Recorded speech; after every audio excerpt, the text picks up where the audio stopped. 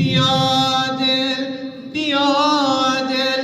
که جانان رسیده، بیا دل که جانان رسیده،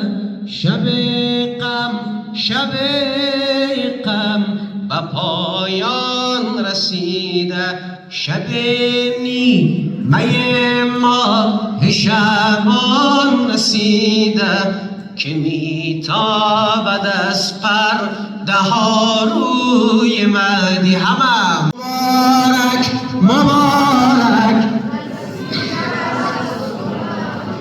زنورش منور دو دنیا. اینجا درد دل ما و شما را میگه شاعر، خواست همه شیعیان آزادی خواهانه میگه. زنورش منور دو دنیا،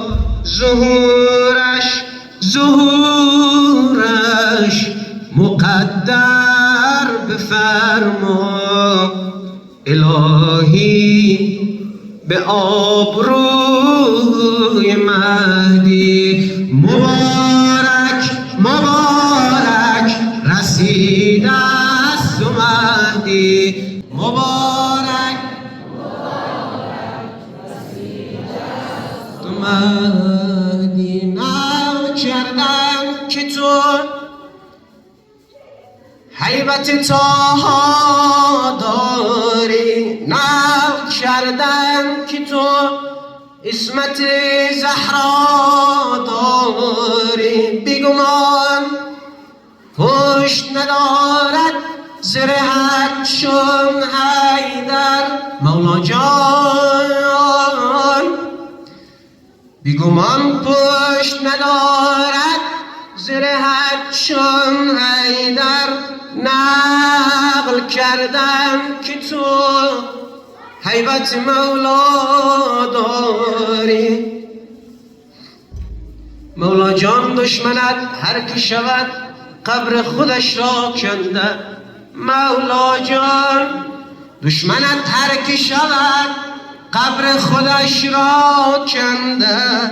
همه گویند که تو دیده سقا داری، گر رجز خان بشوی اهل زمین می لرزند، این نشانی است که از اکبر لیلا داری.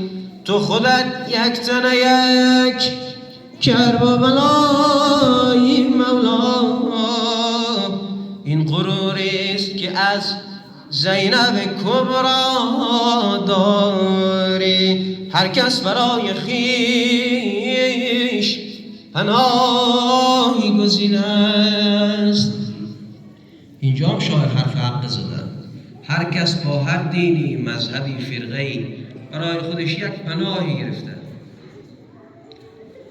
هر کس برای خویش پناهی گزیده است.